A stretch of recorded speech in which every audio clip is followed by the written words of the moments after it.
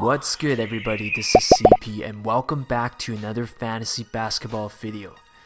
Today I'll look at the top fantasy basketball players in the month of November and break things down into the major fantasy categories, including points, threes, rebounds, assists, steals, and blocks.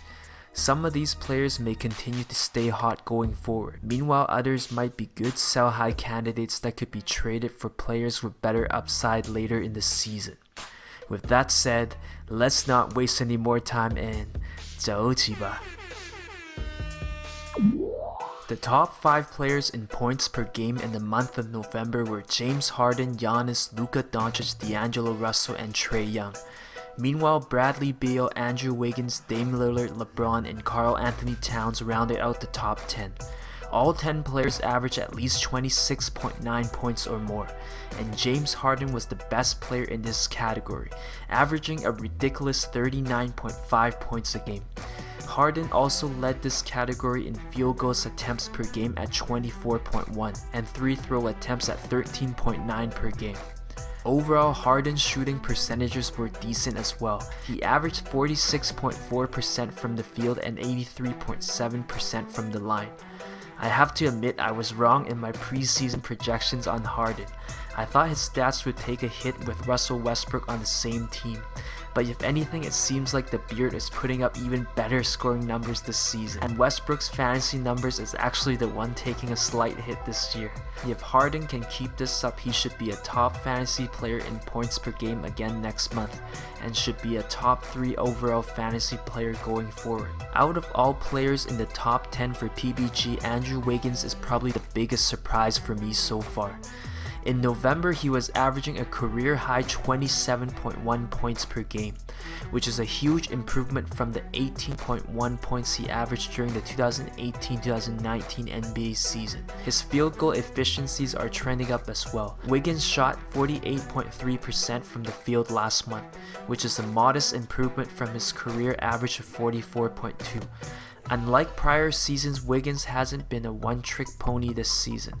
He is putting up slightly better fantasy numbers in other major categories such as triples, assists, and blocks. I'm not gonna lie, but coming into this season I didn't expect Wiggins to improve at all, so his early production is a bit of a pleasant surprise, and I'm proud to say that I do own him in a few leagues. It is still early, but at only 24 years old, this might be the year where Wiggins officially enters his prime and finally lives up to his hype. Wiggins is currently a top 100 fantasy player, and if he can keep his BPG average above 26 this month, he should be a top 10 fantasy player in this category in December.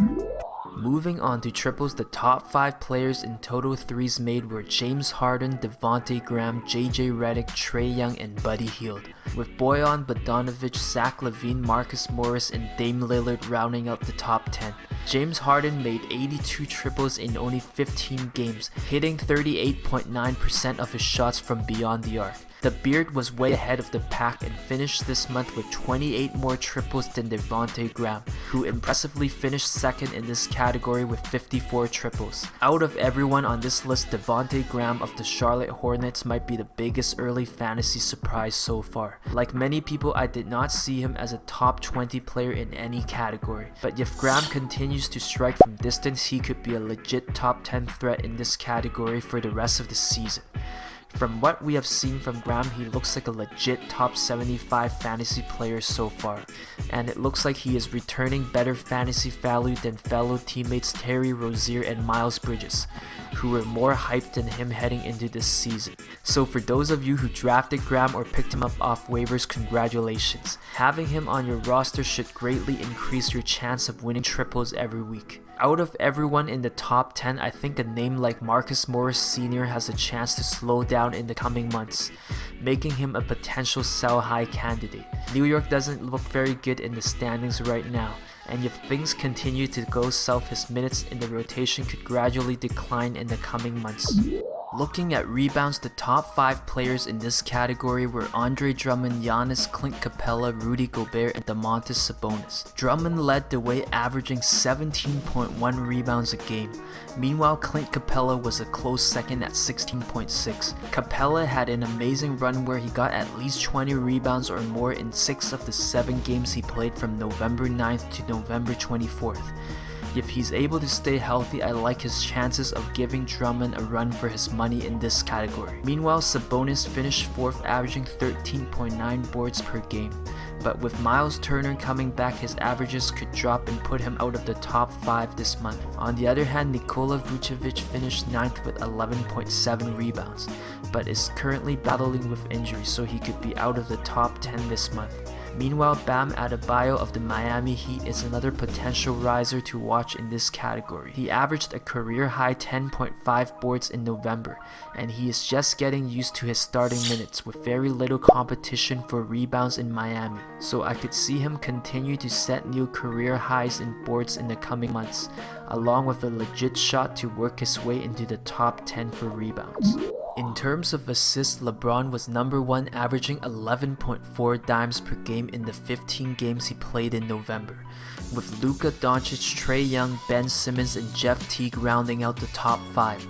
LeBron's 11.4 assists is a career high for him, but it's hard to say if he can sustain those numbers the whole season.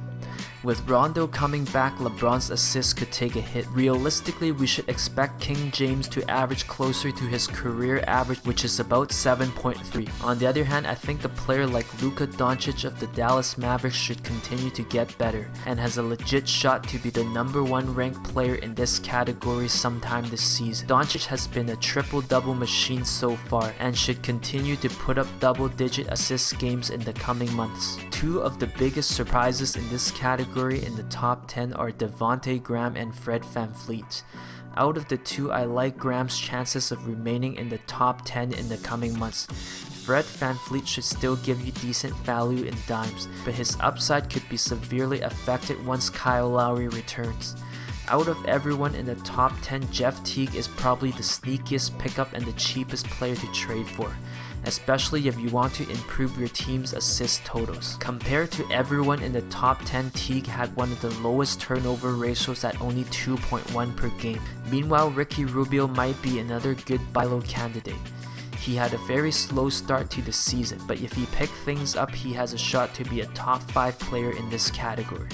He averaged 7.4 assists with a very respectable 1.6 turnovers per game last month, but we can't forget that he averaged a career-high 9.1 assists not too long ago, so there is always a chance for him to get back to that level, especially when DeAndre Ayton comes back from his suspension. Moving on to blocks, the top 5 players in the category last month were Anthony Davis, Brook Lopez, Jonathan Isaac, Hassan Whiteside, and Rudy Gobert. AD was the top shot blocker in the NBA with 39 blocks in 14 games, averaging 2.8 a game. As long as he stays healthy, I like his chances of being a top 3 player in this category again next month.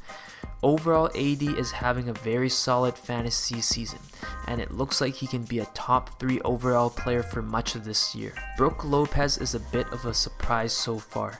At 31 years old, many thought he would be on the decline, but he is currently one of the top producers in the block category. So Lopez could be a great player to trade for if you want a big who can give you elite block numbers along with decent stats in steals and triples. It's hard to say if Lopez can sustain solid block numbers all season long, but overall I think it would be a lot easier to trade for him than a younger player like AD. Meanwhile, Jonathan Isaac of the Orlando Magic has also been a very impressive fantasy player so far. His per 36 minute stats were always good, and fantasy wise it looks like he is finally putting it all together this season. It is still early, but he looks like he will have a major fantasy breakout year. Isaac averaged 2.7 blocks per game last month and has comfortably been hovering around the top 20 mark. He is not the most dominant scorer by any means, but his ability to provide very good numbers in steals and blocks makes him an up-and-coming fantasy stud, especially in category leagues. In Dynasty League, Isaac looks like a very good player to build around. At only 22, he could be very good for a long time. Moving on, Miles Turner has dealt with injury problems early on this season and was 10th in the NBA in total blocks last month, with a total of 22 in the 7 games he played. So if he stays healthy, there's a chance for him to be a top 5 player moving forward. Turner has been one of the top shot blockers in the NBA in the past few years, and there's no reason to doubt him this season. At the same time, Mitch Robinson of the New York Knicks has been a huge disappointment so far this year. He is not living up to his pre-draft hype and only averaged 1.9 blocks in November. Blocks were supposed to be his bread and butter, but he did not even finish in the top 10 in total blocks last month. His fantasy season has been very underwhelming, making him a potential buy low candidate right now. But at the same time, there is huge risk in trading for him, as he can't seem to figure out his foul issues, therefore limiting his playing time. Given how bad the Knicks are doing, his minutes may be cut down even more as they look to change things up in the coming months. Finally, moving on to steals, Jrue Holiday led the NBA last month with 32 steals in 14 games, averaging 2.4 per game. Meanwhile, Ben Simmons was second with 31 in 14 games, averaging 2.2. The top 5 also included Fred VanVleet, Jabari Parker, and Chris Dunn. Having any of these players on your roster would have given you a better shot to win steals every week. But going forward, I think the top 5 list could change quite a bit in the coming months. A player like Chris Dunn's value could go down since it's tough to trust his minutes in the Bulls rotation, especially later on in the season. Meanwhile, Jabari Parker's usage and minutes should take a huge hit when John Collins comes back from suspension.